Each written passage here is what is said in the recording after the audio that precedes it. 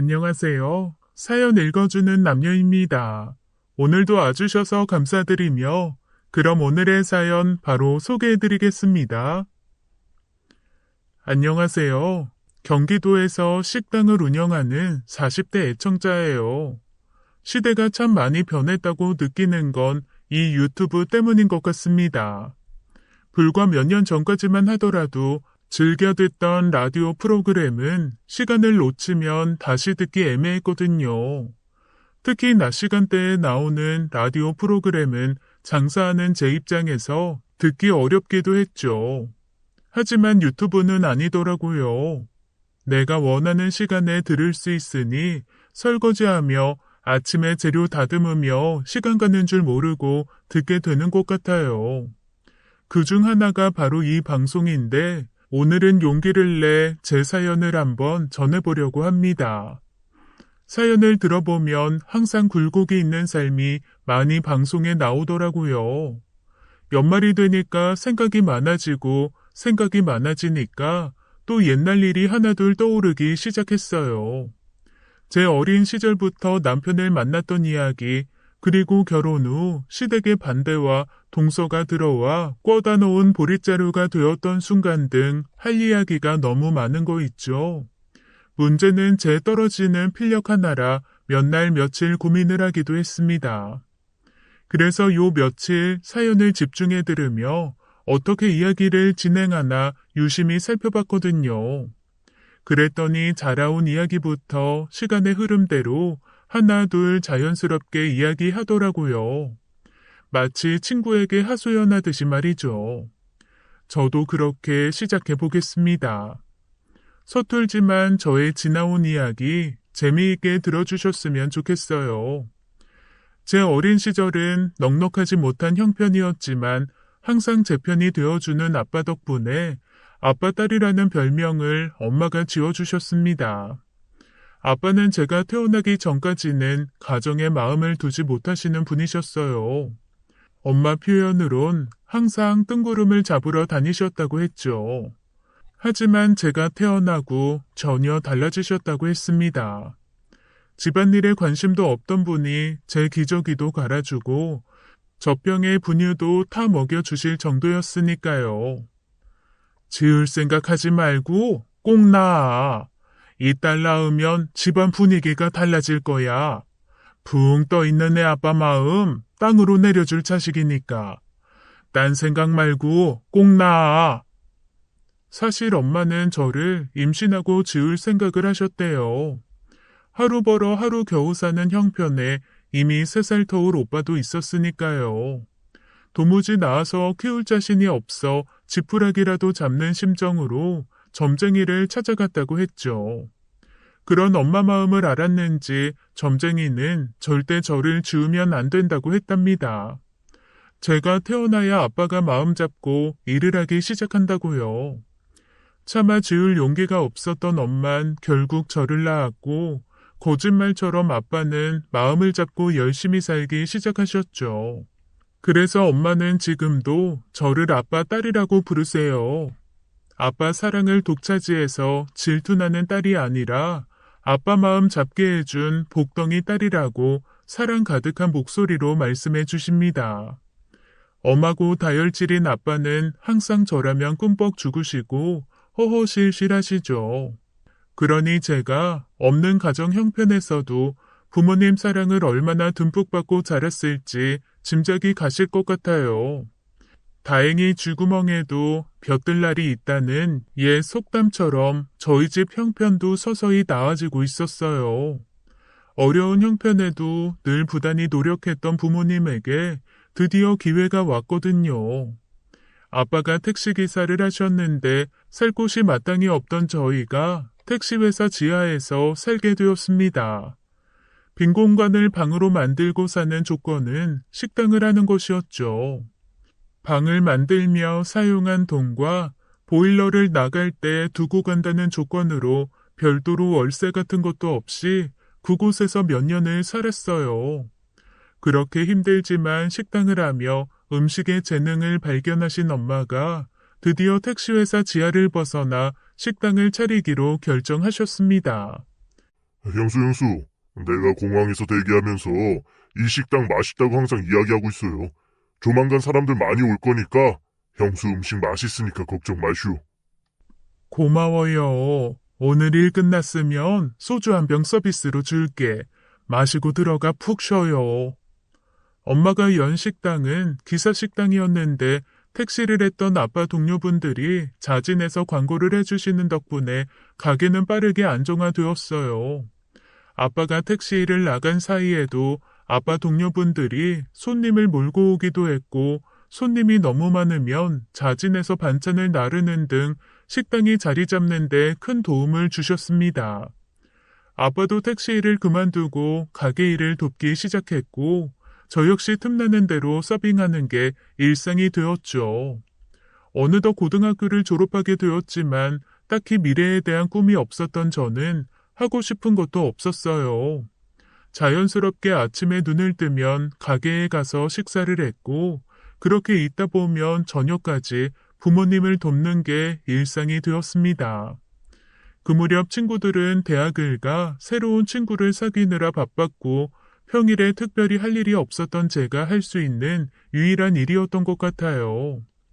부모님 역시 저에게 특별히 공부하거나 무엇을 배우라고 말씀하지도 않으셨고요. 그렇게 저는 고등학교를 졸업하고 대학 진학이 아닌 부모님 가게 일을 돕는 데 열중하게 되었습니다. 부모님 가게는 동네에서 꽤 알아주는 맛집으로 통했어요. 택시회사 지하에서 식당을 시작했던 엄마는 기사 식당으로 가게를 열었지만 어느새 가게 손님의 반 이상은 일반 동네 사람들이거나 회사 직원이었죠. 심지어 제가 다녔던 고등학교 선생님들도 종종 식사를 하러 올 정도로 동네에서 상당히 맛있는 집으로 소문난 집이었습니다. 그러다 보니 자연스레 얼굴을 익히는 손님들도 늘어갔어요. 오늘은 손님이 많이 없네요. 아니에요. 오늘도 바빴어요. 벌써 2시 반인걸요? 오늘따라 식사가 늦으신 거예요. 아, 그러네요. 그런데 저 오늘 늦은 건 어떻게 하셨어요? 그러던 어느 날 요즘 들어 자주 식사하러 오는 젊은 남자가 한 명 있었거든요. 점심시간에 대부분은 몇 명씩 무리를 지어 오시는데 그 젊은 남자는 꼭 혼자 왔어요. 그래서 다른 식사 자리에 합석을 하거나 짐을 올려두려 두었던 식탁을 치우고 공간을 마련해 식사를 하곤 했죠. 기억이 안 나는 게 오히려 저에겐 이상했는데 말입니다. 맨날 혼자 식사하러 오시잖아요. 아무 생각 없이 툭 나온 말이었어요. 정말이었으니까요. 제가 그렇게 답할 거라는 걸 생각 못 했는지 아니면 어떤 다른 대답을 원했는지 그 젊은 남자는 당황하더라고요. 아, 제가 늘 혼자 왔죠. 뭐 친구가 없거나 동료가 없어서 그런 건 아니고요. 저 여기 위층에 있는 학원 강사예요. 그러니까 제가 왜 혼자 밥 먹으러 왔냐면요. 그러더니 묻지도 않은 말을 주저리 늘어 놓았습니다. 바쁜 시간이 끝났고 저 역시 휴식을 취하려던 참이어서 말을 끊기도 뭐했기에 가만히 듣고 있었어요. 그러자 그 젊은 남자는 자신이 별 내용 없는 말로 떠들었다는 생각이 들었는지 이내 죄송하다는 말을 하더라고요. 전 아니라고 답했지만 그 상황이 속으로 웃겼어요. 식당에 밥을 혼자 먹으러 오던 아니던 그게 뭐 대수라고 저에게 변명을 할까 싶었으니까요. 그날 이후 한동안 그 젊은 남자는 식당에 오지 않았습니다. 그래서 자연히 제 기억에서도 잊혀졌어요. 그렇게 2주 정도 지났을 무렵 오랜만에 그 젊은 남자가 다시 식당에 들렸더라고요. 오랜만에 왔죠. 좀 바빴어요. 지난번에 와보니까 점심시간보다 이 시간에 오는 게 한가한 것 같아서 일부러 이 시간에 왔어요. 네, 그러셨어요? 직장인들은 점심시간이 정해져 있으니까 아무래도 그 시간 피하면 좀 여유롭죠. 그런 것 같아요. 늘 점심시간에 오면 말 한 번 나누기 힘들었는데 이 시간에 오면 그래도 여유 있게 이야기도 나눌 수 있는 것 같고 참 좋네요. 그리곤 정말 그날 이후부터 늘 늦은 오후에 점심 식사를 하러 저희 식당에 왔습니다. 자연스레 이런저런 이야기를 하게 되었죠. 나이는 저보다 8살이 많았어요. 군대를 다녀오고 대학도 졸업하고 학원 강사로 일을 한다고 자기 소개를 하더라고요. 이제 시작해서 아직 강의 시간이 많은 건 아니지만 자기 이름으로 학원을 차리고 싶다는 포부도 서슴없이 저에게 말했습니다. 그때 막연하게 그 사람이 멋있다는 생각이 들었던 것 같아요. 꿈도 없이 엄마 가게 일을 돕고 있던 저에게 어떤 일을 하고 싶다고 말하는 사람은 처음이었거든요. 그래서 의기소침해 있었는데 오히려 그런 저를 그 젊은 남자가 항상 좋게 말해주었습니다. 칭찬은 고래도 춤추게 한다는 그 말이 맞았어요. 저를 볼 때마다 밝게 웃는 게 보기 좋다고 말해주는 그 젊은 남자 덕분에 대학을 가지 못하고 엄마 일을 돕는다고 의기소침해 있던 저의 자존감이 조금씩 채워지고 있었습니다. 그러던 어느 날 낮부터 반주로 식사를 하시는 분들이 종종 계셨는데 그날은 왠지 평소와 다르게 술 기운이 꽤 오른 손님이 있었어요. 저 역시 예의주시하고 있었던 건 그 손님 기분이 좋아 보이지 않았기 때문입니다. 여기 찌개가 다 식었잖아. 아이, 다시 데워와. 손님이 술을 마시면 안주가 떨어지지 않았는지, 국이 식지 않았는지 체크해야 될 거 아니야. 낮에 술 먹는다고 사람 우습게 하는 거야, 뭐야? 에? 그러더니 갑자기 언성을 높이며 그릇을 탁탁 놓기 시작했죠. 아이고, 죄송해요. 바빠서 미처 신경을 못 썼네요. 국 데워드려야죠. 잠시만요. 그런 손님을 아랑곳하지 않고 대꾸해주는 엄마가 경이로워 보일 정도였어요. 저는 조금 무섭기도 했고 어디서 뺨 맞고 여기서 횡패부리나 싶어서 화도 조금 난 상태였습니다. 하지만 그 손님은 그런 걸 알 리 없었고 엄마가 자신의 비위를 맞춰준다고 생각했는지 더 기고만장하게 언성을 높이고 있었죠. 아니, 내가 여기 오픈할 때부터 단골이었다고. 장사 좀 되니까 손님이 손님으로 안 보여? 어? 이래가지고 장사가 되겠냐고. 나니까 와서 이렇게 먹고 있는 거지. 아, 이런 식으로 장사하면 다 손님 떠나간다고. 알긴 알아. 그래도 여기 음식 맛있잖아요. 떠나도 결국 다시 오게 돼 있어요. 안 그래요? 어? 아이, 그렇긴 하지만. 언제 왔는지 그 젊은 남자가 술 취한 손님 옆에 앉더니 이런저런 말벗을 해주기 시작했습니다. 처음엔 그 상황이 황당하고 이상했는데 넉살 좋게 젊은 남자가 빈 술잔에 술을 따라주고 주문한 식사를 그 손님과 같이 먹기 시작하자 분위기는 이내 잠잠해지더라고요. 그 손님은 오늘따라 마음이 많이 상했는지 주저리 자신의 이야기를 젊은 남자에게 늘어놓기 시작했어요. 한참을 그러다 이내 자신도 민망했는지 젊은 남자의 밥값까지 내주고는 이내 가셨죠. 그 모습이 인상 깊었습니다. 그날을 계기로 그 젊은 남자가 다시 보였거든요. 보통 젊은 남자의 패기라고 하면 다혈질, 불의를 보면 못 참는 것이라고 생각하기 쉽잖아요. 저와 전혀 상반된 성격을 지닌 것 같아서 멋있게 보이기도 했습니다. 나중에 들은 이야기지만 그 젊은 남자는 그날 이후로 저를 더 눈여겨보기 시작했다고 했어요. 부모님과 함께 가게 일을 하고 있어서 안전하다고 생각했는데 꼭 그렇지 않을 수 있다는 생각에 틈만 나면 우리 식당에서 밥을 먹기 시작했다고 말했죠.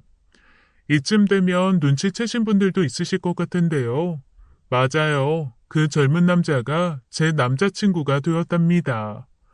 형식 씨는 저를 항상 좋게 평가해 주었어요. 꿈이 없이 대학에 가 시간을 흥청망청 보내는 사람들과 다르게 부모님 일을 도우며 묵묵히 하루를 열심히 사는 제가 예뻐 보였다고 말했죠. 이 여자라면 시간을 헛되게 보내지 않을 것 같았답니다. 무엇보다 남들 한다고 하는 그런 허황된 삶이 아닌 주도적인 삶을 살 수 있을 것 같아서 저를 눈여겨보게 되었고, 서로에게 호감이 있었던 우린 결국 연인이 되었죠. 어머니, 저 밥 주세요. 그래, 오늘은 특별식이야. 매일 밖에서 사 먹느라 물리지? 시장에 가니까 생태가 너무 싱싱하더라고. 오늘 날씨도 추운데 뜨끈하게 한번 먹어봐. 엄마는 형식 씨를 꽤 마음에 들어 했어요. 어른들한테 살갑게 대했고 같은 건물의 학원 강사였던 형식 씨는 동료들 사이에서도 평판이 좋았거든요. 제 나이가 어렸고 형식 씨 역시 막 강사 일을 시작하면서 사회생활을 시작했기에 둘 다 결혼을 생각하는 것보다 그 시간을 즐겼던 것 같습니다. 그래도 시간은 흐르더라고요. 어느덧 제가 20대 중반을 훌쩍 넘기고 있었거든요. 형식이는 30을 훌쩍 넘었는데 결혼 이야기는 없는 거야? 엄마는 오빠 나이만 생각하고 내 나이는 생각 안 해? 나는 아직 30도 안 됐는데 빨리 결혼시켜서 내쫓고 싶은 거야? 얘는 말을 왜 그렇게 해? 엄마는 너 늦게 보내고 싶지. 그래도 남자 나이가 있는데 집에서 결혼하라고 보채는 건 아닌지 걱정돼서 하는 소리야. 그러다 혹시라도 아니다. 연애가 길어질수록 어딘지 모르게 엄마는 걱정하는 것 같았어요. 저에게 뚜렷하게 뭐라고 말하진 않았지만 시간이 지나고 나서 알았죠. 혹시라도 제가 배우자감이 아니라 결혼까지 가지 못한 채 혼기를 놓칠까봐 마음을 졸이셨더라고요. 이런 걸 알 리 없는 저는 굳이 결혼을 빨리 해야 하는지 의문이 들었습니다. 아직 친구들 중에도 결혼한 친구들이 없었기에 더 그랬는지 모르죠. 지금 이대로 지내는 게 뭐가 나쁜지 모르지만 내심 결혼이 하고 싶었던 것 같기도 해요. 오랜 연인들은 결혼으로 가는 확률보다 헤어진다는 소리를 어디서 들었거든요. 그래서 전에 하지 않던 이야기를 주저리 형식 씨에게 늘어놓기 시작했네요. 오빠, 엄마가 나 내쫓고 싶나 봐. 글쎄 결혼 언제 하냐고 묻는 거 있지? 말로는 아니라는데 뭐가 걱정인 건지. 어머니가 그런 말씀을 하셨어? 언제 결혼하냐고? 혹시 오빠네 집에서 별말 없는 거냐고. 나이 차이가 있으니까 마음 쓰이시나 봐. 근데 내가 아직 30도 아니고 결혼은 무슨 결혼. 그게 말이 돼? 나 원참. 사람 마음이라는 게 참 묘해요. 그전까지는 결혼에 대한 생각이 없었는데 엄마가 한두 번 그런 말을 하고 나니 저도 모르게 형식 씨 눈치를 보고 있더라고요. 정말 이 사람은 나랑 결혼할 생각이 없나 싶기도 하고 혹시라도 내가 결혼하자고 조르는 걸로 비추어질까봐 애써 아닌 척 쿨한 척하게 되는 거 있죠. 하지만 괜히 나이 차이가 있는 건 아니었나 봅니다. 그런 저의 마음을 이미 알고 있다는 듯 형식 씨가 그러더라고요. 안 그래도 결혼 이야기 하려고 했는데 제 나이가 어려서 말하기 조심스러웠다고 말입니다. 오히려 연애를 처음 시작했을 때와 다르게 형식 씨 나이가 더 많아져 아저씨 같냐고 물을 정도였죠. 제 주위에 결혼한다는 친구가 생기면 자연스레 결혼 이야기를 꺼낼 생각이었대요. 친구 부케를 제가 받게 만들면서 프로포즈를 하고 결혼을 하려는 계획이었다고 조심스럽게 말하더라고요. 그 말을 듣고 저도 모르게 안도의 한숨이 나왔습니다. 여전히 저를 사랑하고 있다는 걸 느끼는 순간이기도 했고요. 그날 이후 자연스럽게 대화의 흐름은 결혼으로 가게 되었죠. 결혼에 대한 이야기가 제법 진지해지자 형식 씨가 부모님께 인사하러 가자는 말을 했어요. 지방에 사시는 부모님으로 대학 다니는 시절부터 서울에서 자취해 크게 정이 없는 것 같더라고요. 연애를 하는 동안 부모님께 인사드리러 가지 않아도 되는지 한두 번 물은 적이 있었는데 그때마다 그럴 필요 없다고 말했거든요. 그래서 저 역시 친해지려는 생각조차 하지 못했습니다. 그게 화근이었을까요? 첫인사를 갔던 날 혼이 쏙 빠지도록 핀잔을 들어야 했거든요.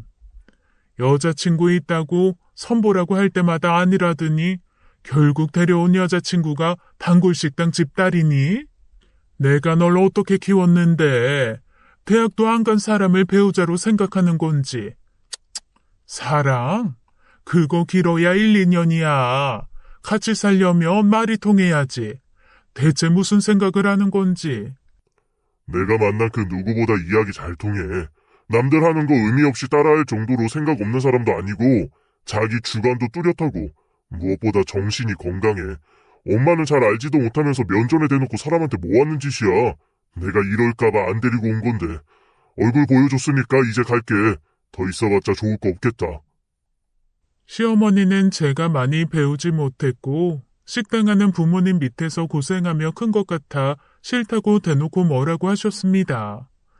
처음 뵈러 갔기에 이렇다 할 대꾸도 못하고 어버버거리고 있었는데 든든한 방패막이가 되어준 건 형식 씨였어요. 그런 당신 어머니 성격을 이미 알고 있었는지 얼굴 보여줬으니 할 도리 다 했다고 제 손을 잡고 그만 가자고 말했거든요.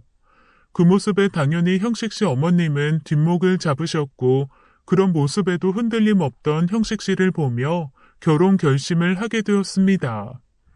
시어머님이 예사롭지 않은 분이라는 걸 알았지만 형식 씨가 있으면 괜찮을 것 같았어요. 단호하게 제 편을 들어주는 모습에서 앞으로도 든든한 내 방패막이가 되어줄 것 같은 믿음이 생겼거든요. 그리고 처음이라 어떻게 대응해야 할지 몰랐지만 저 역시 하고 싶은 말은 하고 사는 성격이라 크게 문제될 것 같진 않았습니다. 시어머님이 뒤로 호박씨 까는 스타일이었다면 오히려 복잡하고 싫었을 것 같아요. 하지만 이렇게 대놓고 앞에서 까는 사람들 치고 머리가 좋거나 뒤에서 딴소리 하는 사람들은 없더라고요. 저 역시 앞에서 하고 싶은 말하고 살면 되겠다는 생각이었죠. 그렇게 결혼식을 올리고 여전히 전 부모님 식당 일을 돕고 있었습니다. 형식 씨, 아니, 남편은 자신의 이름을 내건 학원을 차리고 싶어 했어요. 신혼집을 줄이는 대신 남편의 학원을 차리기로 결정하고 작지만 남편 이름으로 학원을 운영하기 시작했죠. 내 친구는 있잖니? 며느리가 한의사라 역시 다르긴 다르더라. 여유 있는 집에 넉넉하게 커서 그런지 결혼하고 처음 받은 월급을 통 크게 내 친구를 줬다는구나. 그동안 아들 잘 키워줘서 고맙다고. 어머님 용돈하시라고 말이다. 걔는 무슨 복이 있어서 그러는지 나는 얘 창피해서 아무 말도 못했다. 사돈네가 고급 한정식집을 하는 것도 아니고 기사식당 한다고 말하기도 민망해서 원. 사돈네 형편이 넉넉했으면 우리 형식이 학원도 좀 크게 했을 거 아니니. 쥐꼬리만 해서 애들 몇 명이나 받는다고.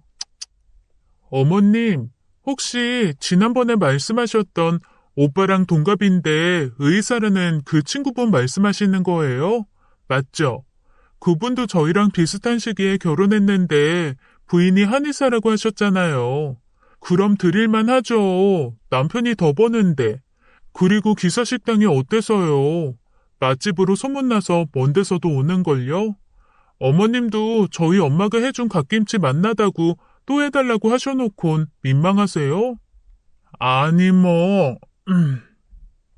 저와 남편은 잘 지내고 친정과도 아무 문제 없는데 단 하나의 문제가 있다면 시어머님이었습니다. 항상 이런 식으로 저를 깎아내리셨거든요. 친정이 못 살면 저라도 능력 있어서 용돈을 많이 주던지 할 것이지 이건 어디 가서 자랑도 못하겠다고 저만 보면 트집을 잡으시더라고요. 웃긴 건 당신이 하신 말씀은 하나도 기억을 못하신다는 점입니다. 처음엔 시어머님이 저를 깎아내리는 말하는 게 생각보다 스트레스로 다가왔어요.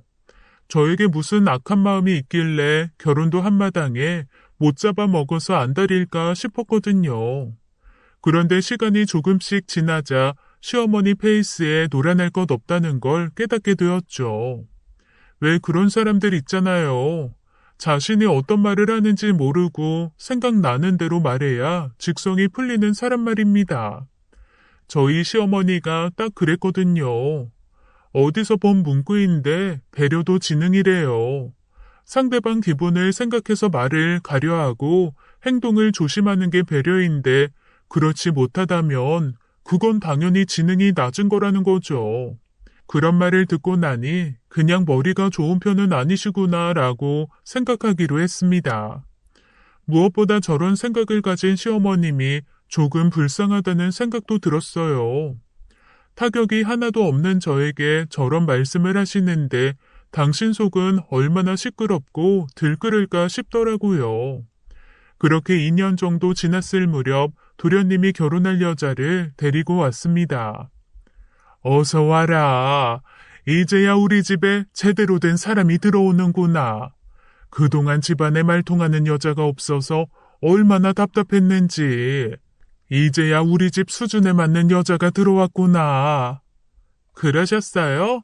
그렇지 않아도 민식 씨한테 어머님이 저랑 같은 대학 나왔다는 이야기 들었는데 정말 대단하세요.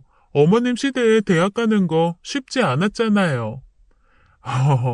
얘 그걸 알아주니 내가 다 고마워지려고 하네. 네가 우리 집 맏며느리로 들어왔어야 했는데. 에휴, 얘는 그런 거 알지도 못하고 내가 얼마나 서운했는지 아니?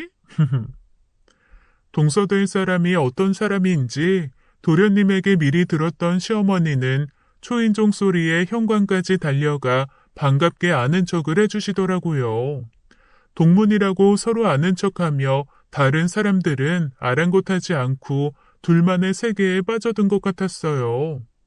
얼핏 들리는 이야기는 저에 대한 비교, 부족한 맏며느리에 대한 이야기라는 걸 알았기에 기분이 점점 나빠지고 있었습니다. 그래도 웬만하면 나서지 않으려고 했어요. 아직 결혼한 것도 아니고 제 앞에서 대놓고 저에 대한 발언을 할 것도 아니기에 조심스러웠거든요. 하지만 왜 슬픈 예감은 늘 빗나가지 않는지 모르겠네요. 집안에 기강이 서려면 서열이 바로 돼야 하는데 큰애가 가방끈이 짧은데 나이는 또 어려서 존칭하는 게 어려우면 편하게 말 놓도록 해라. 한두 살 차이도 아니고 옆에서 보는 나도 민망하게 4살이라니. 아무래도 네가 아랫사람이긴 하지만 세상을 살아도 더 살았고 배워도 더 배웠으니 배울 점이 너에게 더 많을 거 아니니. 헉, 말이야 방구야? 이게 무슨 귀신 씨나라 까먹는 소리야? 저는 순간 제 귀를 의심했어요.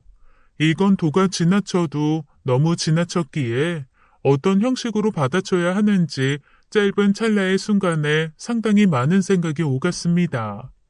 아무 말도 안 하고 있으려고 했는데 그러면 안 될 것 같았거든요. 입을 때려는 순간 동서될 사람이 먼저 말문을 열더라고요. 아, 어머니 그런 게 어딨어요. 저보다 나이 어리고 못 배웠어도 형님은 형님이죠. 저 그런 걸로 신경 쓰지 않아요.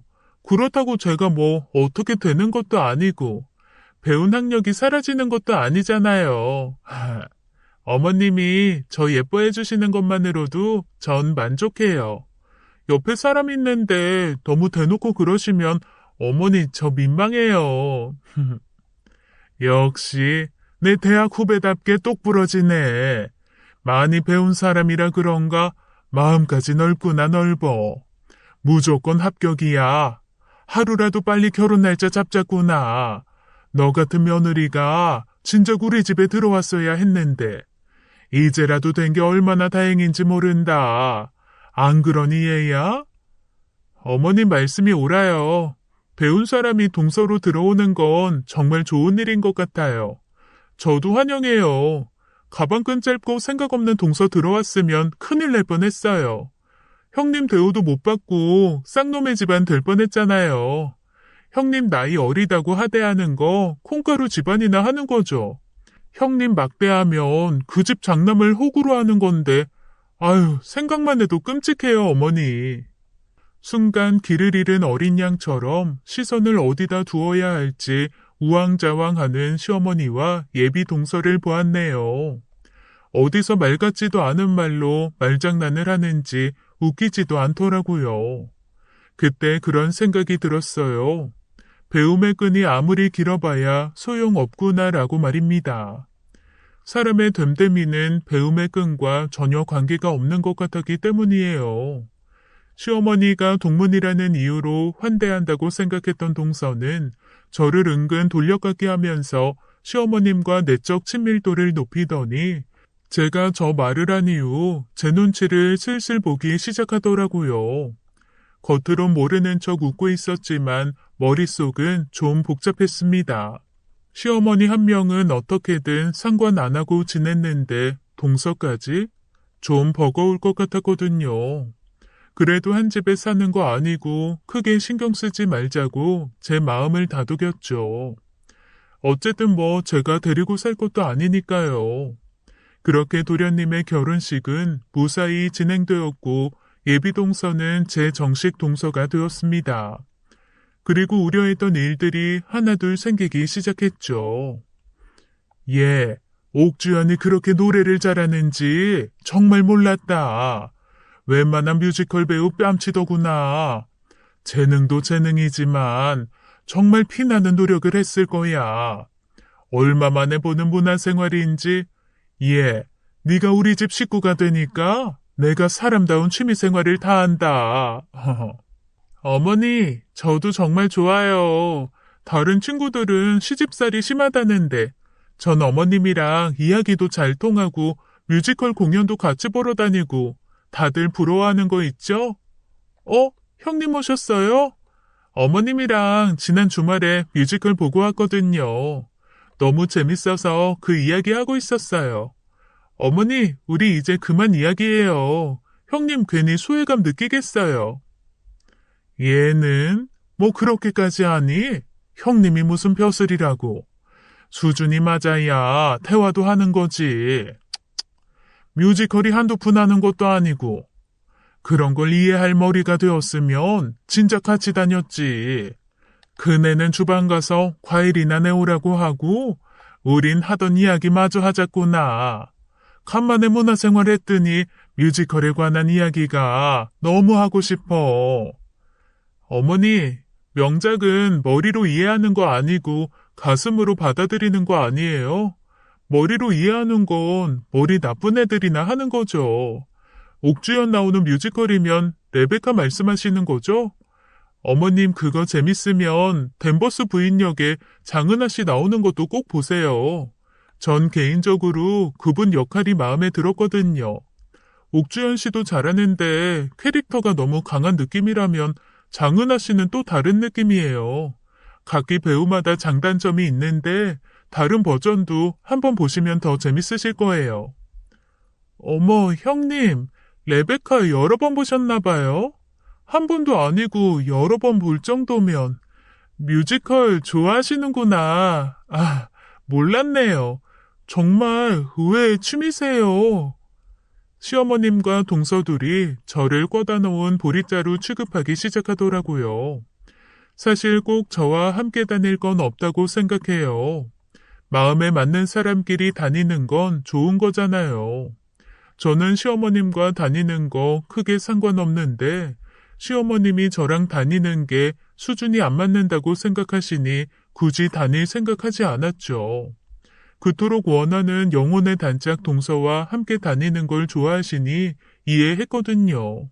오히려 저에게 쏟을 에너지를 동서와 함께 풀면 정신 건강에도 좋다고 생각했으니까요. 하지만 그건 정말 제가 좋게 생각하는 거였죠. 시어머님과 동서가 문화생활을 하는 원동력이 또 제가 될 줄 꿈에도 몰랐거든요. 제가 수준이 안 맞아 당연히 이해도 못하고 좋아하지도 않을 거라고 생각하더라고요. 둘이 공연을 보러 다니며 허허실실 쿵짝이 맞아 웃고 난리 부르스였죠. 사실 저도 공연 좋아해요. 레베카는 주인공별로 다 봤을 정도로 대사도 외우고 있고요. 그런 걸 알리 없는 시어머니와 동서는 저를 운운하며 둘만의 세계에 또 빠져들었던 것입니다. 그런데 제가 공연 이야기를 하며 아는 척을 하자 동서는 상당히 당황하더라고요. 의외의 취미라고 말하는데 그냥 웃어줬어요. 거기서 더해봤자 진흙탕에 뒹구는 느낌이 들 것 같았기 때문입니다. 시어머니와 동서의 철없는 행동은 그칠 줄을 몰랐어요. 산 넘어 산이라고 오히려 어떻게 이런 행동들을 서슴없이 할 수 있을까? 성격의 문제인지 정말 지능이 낮아 배려라는 걸 하지 못하는 건지 의구심이 들 정도였죠. 동서, 왜 안 와? 오늘 김장하는 거 잊었어? 출발하긴 했어. 형님, 죄송해요.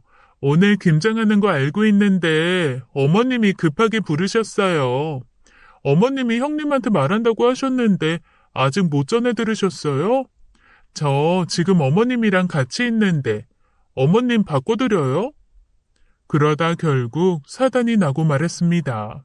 시어머님 집에서 김장을 하기로 했는데 전 오후에 일정이 있어서 일찍 하고 마무리한다고 했거든요. 시어머님은 오전에 일정이 있어서 오후에 와서 마무리를 하겠다고 저에게 말했고요.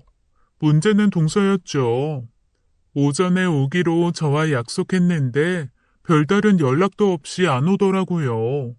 그래서 전화했더니 시어머님과 쇼핑을 하고 있었네요. 시어머님의 오전 일정은 동서와의 약속이었던 거죠. 그래, 어머니 옆에 계시면 잘 됐네. 바꿔봐. 어머니, 김장하자고 오늘 날 잡아놓고 이러시면 어떡해요. 빨리 들어오세요. 예, 동문회 날짜가 급하게 잡히느라 그랬어. 내일 갑자기 보자는데 그럼 어떡하니?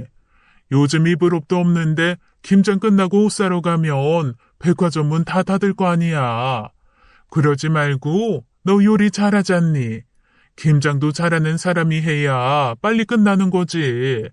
수고 좀 해줘. 알았지? 시어머니는 아예 작정을 하신 것 같았습니다. 동서는 그런 시어머님 행동에 무임승차한 거였죠. 말로 통하지 않는다는 걸 느낀 저는 아무것도 하지 않은 채 전화를 끊고 시어머님 집에서 나왔네요. 어차피 김장은 친정에서 많이 담그기 때문에 별도로 할 게 없었거든요. 굳이 안 해도 괜찮다고 이미 말씀드렸는데 꼭 같이 해야 한다고 했던 시어머님의 의도가 불순했다는 걸 새삼 알게 되었던 거죠.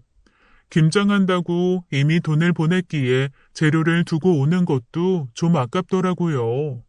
그래서 남편한테 전화했습니다. 제가 낸 비용만큼 재료를 3분의 1로 나누고 가져갔어요. 엄마가 하는 식당에 가져다 줬네요.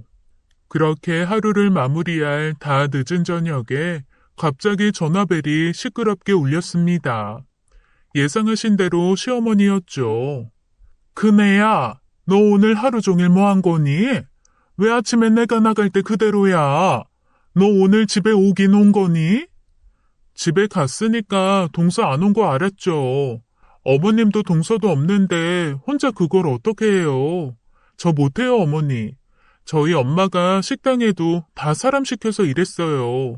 제가 직접 김치 담근 적도 없는걸요? 어머님 동서랑 안 들어오길래 오늘 안 하신다고 생각해서 저도 집으로 왔죠. 근데 왜 아침에 있던 양보다 줄어든 것 같은데 혹시 너네 집 것만 해서 간 거니?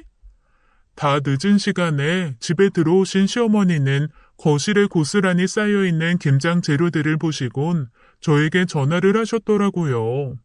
당황하셨겠죠. 전 당연하다는 듯 뻔뻔하게 말했습니다.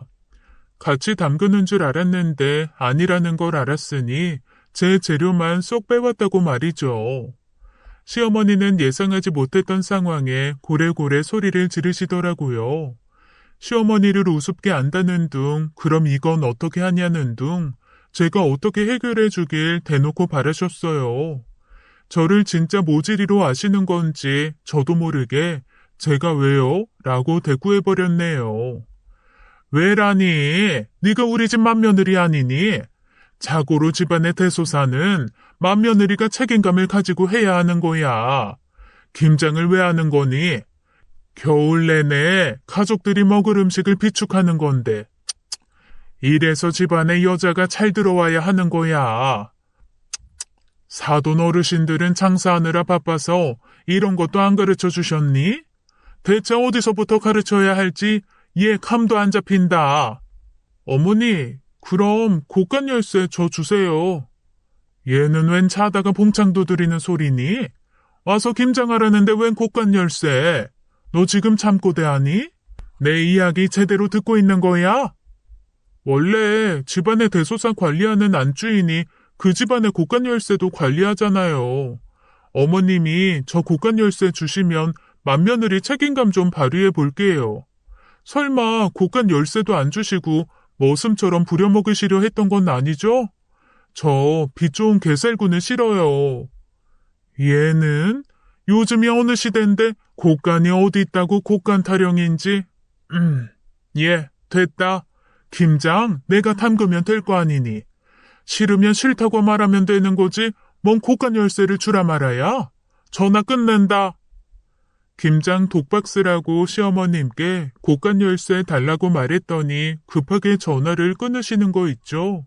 그렇게 김장 사건이 일단락되고 나선 한동안 잠잠하더라고요. 시어머님과 동서가 별도로 만났는지 안 만났는지 저는 알 길이 없었어요. 별도로 알아볼 생각도 안 했고 둘이 만난다고 하더라도 모든 걸 제가 다 알 필요는 없으니까요. 오히려 그동안 신경 쓰였는데 잠잠한 게 편하게 느껴졌죠. 그리고 그 무렵 제가 바빠졌거든요. 부모님이 운영하던 식당이 꽤 잘 되니까 2호점을 내보는 게 어떻냐고 남편이 저에게 말하더라고요. 어릴 때부터 부모님을 도와 식당을 오래 운영해서 그런지 손님 관리도 잘하고 가게평도 좋으니 한번 도전해보는 것도 좋겠다는 생각을 조심스레 전했습니다. 그리고 그 이야기가 저를 빼고 이미 꽤 오랫동안 남편과 저희 부모님이 생각했다는 것도 알게 되었죠.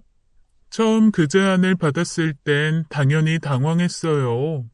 항상 부모님 밑에서 함께 일했기에 제 가게를 꾸린다고 생각하지 못했거든요.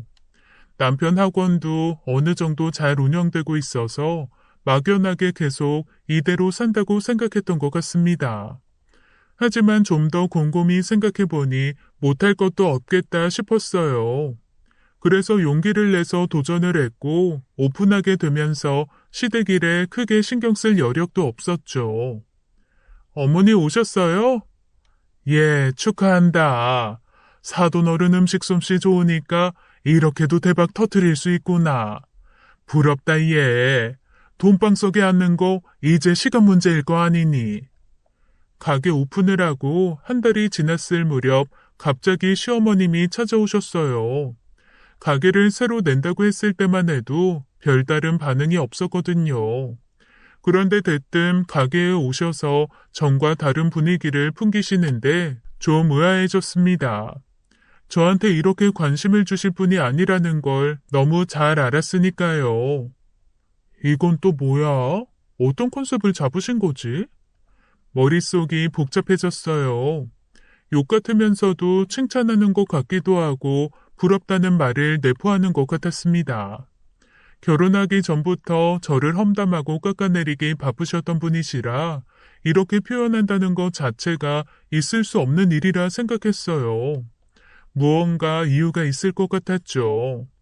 식사를 내오고 시어머님이 식사를 하시기 시작했는데도 여전히 저에 대한 부러움이 계속되었습니다. 그때 직감했어요. 시어머님께 돈 문제가 생겼다는 것 말이에요.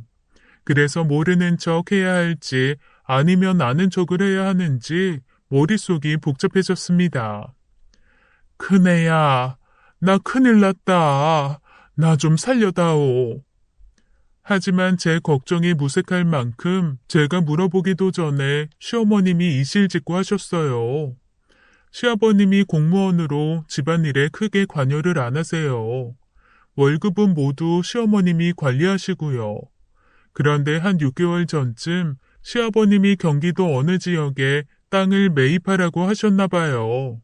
좋은 투자 기회라고 생각했던 시어머님은 동창 모임에서 정보를 흘렸고 그곳보다 더 좋다는 곳을 알게 된 거죠. 이왕 투자를 한다면 당연히 이득되는 곳에 하고 싶은 게 사람 심리잖아요. 시아버님께 동의를 구하지 않고 시어머님 마음대로 다른 곳에 투자를 하신 거였습니다. 그렇게 6개월이 지나고 나니 시아버님이 투자하라고 했던 땅은 가격이 올랐고 시어머님이 투자한 땅은 오히려 떨어지게 된 거죠. 네 아빠가 오른 만큼만 팔고 초기 투자한 비용만 내버려 두라는데 어떡하니? 원금도 못 찾겠는데. 너 돈 있을 거 아니야. 가게 새로 오픈하고도 장사 매일 잘 된다며. 나 좀 살려주면 안 되겠니? 분명히 이거 알게 되면 그 성격에 가만히 안 있을 거야. 다 늙어 이혼당하면 어떡해. 제발 나 좀 살려다오. 마음 비우고 살다 보니 이런 날도 오더라고요. 시어머님은 지금까지 저에게 단 한 번도 보이지 않던 모습을 보이기 시작하셨죠. 상당히 곤란한 표정으로 남편이나 서방님에게 말하면 당연히 아버님 귀에 들어갈 거라고 생각하고 계셨어요. 그렇게 동문이라고 안으로 끼고 돌던 동서조차 가정주부로 도움이 안 된다고 딱 선을 그으시더라고요. 그런 시어머님을 보고 있자 저도 모르게 피식 웃음이 났습니다. 어떻게 이런 사람 밑에서 남편이 바르게 컸을까 싶을 정도였죠. 아무런 말도 하지 않고 가만히 시어머님을 바라봤어요. 저도 마음이 나빴는지 도와드릴 수 있는데 당연히 도와드리겠다는 말이 안 나오더라고요. 생각해 보겠다고 말을 할까, 돈이 없다고 답을 할까 싶었습니다. 도와드리더라도 뜸을 들이고 싶었거든요. 큰애야, 내가 어떻게 하면 되겠니? 응? 우리 집 곳간 열쇠 너에게 주면 그러면 될까? 그러면 나 도와줄 수 있겠니? 어떤 답도 하지 않은 채 묵묵히 시어머님 말씀을 듣고 있었더니 똥줄이 타셨는지 시어머님이 먼저 제안을 하셨습니다. 어머니, 그건 곳간이 잘 운영되고 있을 때 이야기 같아요. 제가 도와드리면 이야기는 달라지죠. 그 곳간에 들어간 제 지분이 있는데 주인이 바뀌는 게 맞는 거 아니에요?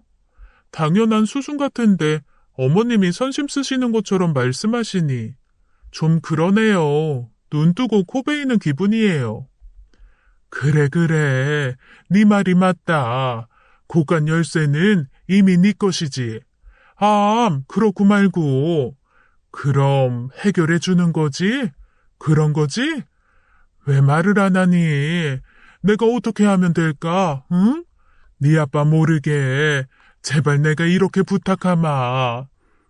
안 도와줄 거 아니라면 이쯤에서 우선 도와주는 게 맞다는 생각이 들었습니다. 그래서 어머님이 말씀하신 거 지키라고 넌지시 이야기를 꺼냈어요. 시어머님은 곳간 열쇠는 물론 시아버님께 말을 안 한다는 조건이면 무엇이든 제 뜻대로 하겠다고 제 앞에서 몇 번이나 다짐을 하셨습니다. 공증을 받을까 서약서를 쓸까 별의별 생각을 해봤는데 그렇게까지 할 건 없다고 생각이 들었어요. 그래서 녹음기를 켜고 대화 내용을 보험처럼 저장해 두었네요. 그렇게 시어머님이 친사고를 수습하고 1년 정도 지난 것 같아요.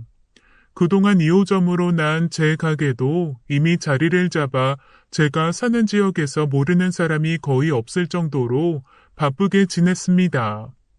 바쁜 와중에도 곳간 열쇠 주인이 뭐라고 시댁일을 소홀히 할 수 없더라고요. 제가 감투에 욕심이 있는지 몰랐는데 막상 감투를 쓰고 나니 제대로 해야겠다는 생각이 막 들었거든요. 그래서 한 달에 한 번은 꼬박 시댁에 찾아가 함께 식사하고 동서에게 안부 전화도 하며 맏며느리로서 역할을 좀 더 성실하게 하게 되었네요. 동서, 무슨 일 있어요? 요즘 통 목소리에 힘이 없네.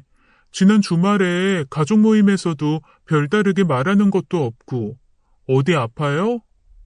시어머님이야 부동산 사건 이후 잠잠해졌다곤 하지만 동서는 아니잖아요. 그랬기에 눈에 띄게 달라진 동서 태도가 마음에 쓰였습니다. 뭐라고 해야 할까요? 시어머님과 의기투합해서 말할 땐 철없는 철부지 같았다면 요즘 보이는 동서의 모습은 어딘지 모르게 바람빠진 풍선 같았거든요. 혹시 어디가 아픈 건 아닌지, 제가 모르는 문제가 생긴 건 아닌지 걱정이 되기 시작했죠. 아, 아니에요. 어디 아픈 거 아니에요. 아픈 게 아니면 무슨 일 있어요? 말끝을 흐리는 게 분명 무슨 일 있는 것 같은데 말하기 곤란한 거예요? 그런 거면 나중에 말하고 싶을 때 말해요. 내가 도와줄 수 있는 일이면 도와줄 테니까. 형님, 저 어떡해요? 아, 무슨 일이 있을 거라는 건 짐작했지만 갑자기 저에게 울음을 터뜨릴 거라는 건 전혀 예측하지 못했어요.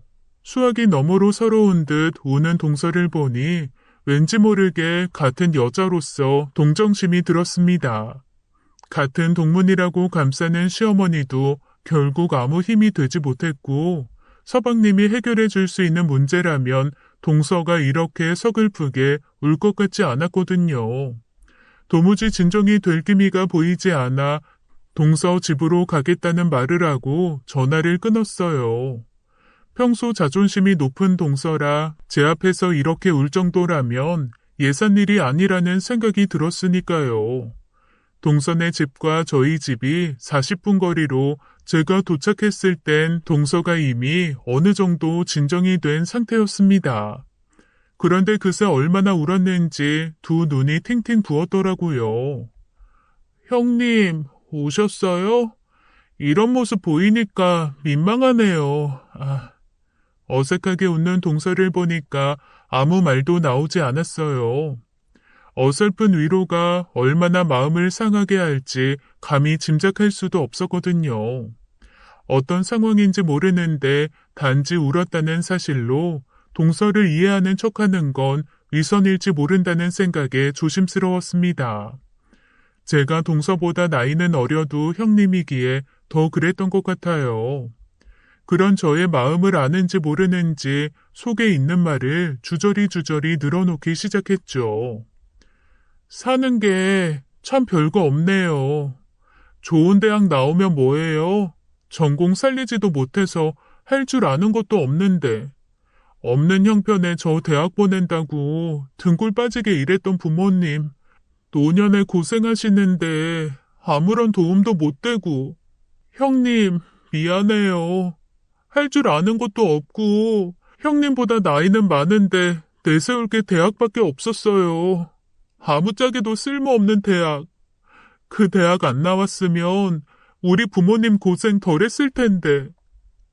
무방비의 상태에서 판도라의 상자를 열어버렸을 때 기분 아세요? 전 알 것 같았어요. 동서가 갑자기 신세 한탄을 하며 제 앞에서 다시 울기 시작했을 때 그랬거든요. 무슨 일이 있다는 건 알았지만 그게 동서 친정 부모님과 관련된 일이라곤 생각하지 못했어요. 그리고 그게 없는 형편에 동서 대학 보내느라 무리하게 빚을 졌고 그로 인해 동서 친정 형편이 기울어지기 시작했다는 걸 알 턱이 없잖아요. 학자금 대출을 받기도 했지만 동서가 대학 졸업하고 취업을 제대로 하지 못한 것 같았어요. 아르바이트나 일을 하지 못했던 건 동서 건강이 많이 약했다고 하더라고요. 결국 고스란히 빚은 부모님이 지게 되었고 결혼 후 도움을 주고 싶었지만 서방님이 원하지 않아 아무런 도움을 주지 못하는 상황이었던 거죠. 알면서 모르는 척 지나치다 상황이 점점 안 좋은 쪽으로 가다 보니 동서도 죄책감을 느끼게 되었고 아무런 도움을 못 드리는 자신의 처지와 저를 비교하게 되면서 더 우울한 상태에 빠지게 되었던 거예요. 동서, 이럴 땐 차라리 도와달라고 말하는 거예요. 내가 아까 전화로 말했잖아요. 도와줄 수 있는 일 있으면 도와주겠다고. 왜 말을 못해요? 어떻게 말해요? 내가 그동안 형님한테 한 게 있는데. 염치가 있죠. 얼마나 도와주실 수 있는데요? 사실 저 돈 필요해요. 엄마 아빠 고생 좀 덜 하라고. 제가 진 빚 이제라도 갚아드리고 싶어요. 그동안 동서 부모님이 꾸준히 갚았는데 아직 1,000만 원 정도 학자금 대출이 남아있더라고요. 아무래도 동서 부모님 연세가 있으시다 보니 돈을 버는데 한계가 있어 갚는 금액보다 이자로 낸 금액이 더 많았다고 해요. 당연히 갚으면 갚을수록 원금이 줄어야 하는데 오랫동안 갚을 생각에 원금보다 이자의 비율이 더 높아지니 오래도록 갚아도 줄어들지 않는 원금으로 결국 부모님만 고생하신 거였죠. 듣는 내내 제 마음이 다 상했어요. 그동안 동서가 했던 일들이 사과했다고 모두 용서가 되는 건 아니었지만 부모님 일이 더해지니까 마음이 아파왔습니다. 동서, 계좌번호 뭐예요? 지금 당장 돈 보내줄게요. 사돈댁으로 보내드려요. 그런 일 있으면 속으로 끙끙 앓지 말고 나한테 말해요. 그 정도는 내가 바로 보내줄 수 있으니까. 형님, 아주버님한테 허락 안 받아도 괜찮아요? 그렇게 마음대로 써도 괜찮으신 거예요? 몇십억도 아니고 몇천 오간다고 나 사는데 큰 지장 없어요. 그런 걱정 말아요. 그리고 우리 남편도 다른 사람 아니고 동서가 필요해서 줬다고 하면 별다르게 물을 사람 아니에요. 그래도 아무 말 안 하고 있을 테니까 굳이 티내지 말고요. 고마워요, 형님. 정말 고마워요. 제가 이 은혜를 어떻게 갚아야 하는지 형님이 이렇게 좋은 사람인 줄도 모르고 미안하고 고마워요, 형님. 앞으로 제가 정말 잘할게요. 그 후 동서는 정말 저에게 잘하고 있어요. 어떻게 잘하냐고요? 종종 가게에 나와 카운터를 볼 정도죠. 별도로 부탁한 적 없고 체력이 막 좋은 게 아니라는 것도 아니까 굳이 안 해도 된다고 하거든요. 그렇다고 제가 눈치 주거나 부담 주는 스타일도 아닌데 말입니다. 고마워서 그렇게 하고 싶대요. 남도 아니고 형님네라 적당히 쉬면서 할 수도 있고 친절하게 손님들에게 대꾸하면 형님네 가게 잘 되는 거니까 보람도 느낀다고 저에게 아주 알랑방구 끼고 있네요. 저요? 적당히 웃으며 넘기고 있어요. 뭐랄까, 뒤늦게 귀여운 나이 많은 동생 하나 생긴 기분이거든요. 자리가 사람 만든다는 옛말처럼 고간 열쇠 받고 맏며느리 자리 꿰어차고 나니 정말 그렇게 된 것 같아요. 자기야, 나 모르게 무슨 일 있었던 거 아니지? 요즘 집안 분위기가 예전과 다른 것 같아서 뭐랄까, 엄마도 당신 눈치 보는 것 같고 재수 씨는 왜 이렇게 당신 가게에 자주 와? 불과 작년만 하더라도 따로 국밥 같았는데 요즘은 전혀 아니잖아. 무슨 일 있었지? 그렇지? 생각이 많아지는 요즘 본격적으로 사연을 쓰고 싶어진 건 어제 남편의 말 때문입니다. 집안일에 크게 관심이 없다고 생각했는데 아니었나 봐요. 달라진 집안 분위기를 읽고 저에게 묻더라고요. 따로 국밥 같았던 제가 시댁의 실세로 자리매김한 이유가 대체 뭐냐고 말입니다. 궁금해하는 남편에게 아무 일 없었다고 말해주었네요. 시어머님이랑 비밀인 이야기, 동서의 자존심과 직결된 이야기를 모두 할 수는 없으니까요. 그러다가 문득 즐겨 듣던 이 채널이 생각났어요. 여긴 대나무 숲 같아서 속 시원하게 제 마음을 다 전할 수 있을 것 같거든요. 아무 생각 없이 앞만 보고 살았는데 제 인생도 꽤 드라마틱했더라고요. 남편은 시어머님과 동서가 개과천선해서 달라졌다고 말하지만 전 그렇게 생각하지 않아요. 솔직히 이야기하자면 좀 더 지켜봐야 할 문제라고 생각하거든요. 강자에게 약하고 약자에게 강한 척하는 사람들은 자신들이 또 강해졌다고 생각하면 태도를 바꾼다는 걸 너무나 잘 알기 때문입니다. 지금은 시어머님이나 동서의 약점을 제가 쥐고 있으니까 잘할 수밖에 없다고 생각해요. 그렇지 않았다면 처음부터 저에게 그런 말들과 행동을 하지 않았을 테니까요. 그래서 달라진 시어머님이나 동서를 보면 조금 씁쓸해요. 처음부터 진심으로 서로 와닿았다면 관계가 좋아졌을 텐데 하는 아쉬움이 들거든요. 그래도 일단 열린 사이다 결말이라고 생각하고 사연 전해봅니다. 긴 글 끝까지 들어주셔서 감사해요. 항상 행복하세요. 지금까지 사연 읽어주는 남녀였습니다. 끝까지 시청해주신 여러분 감사드리며 저희는 다음 사연으로 돌아올게요. 감사합니다.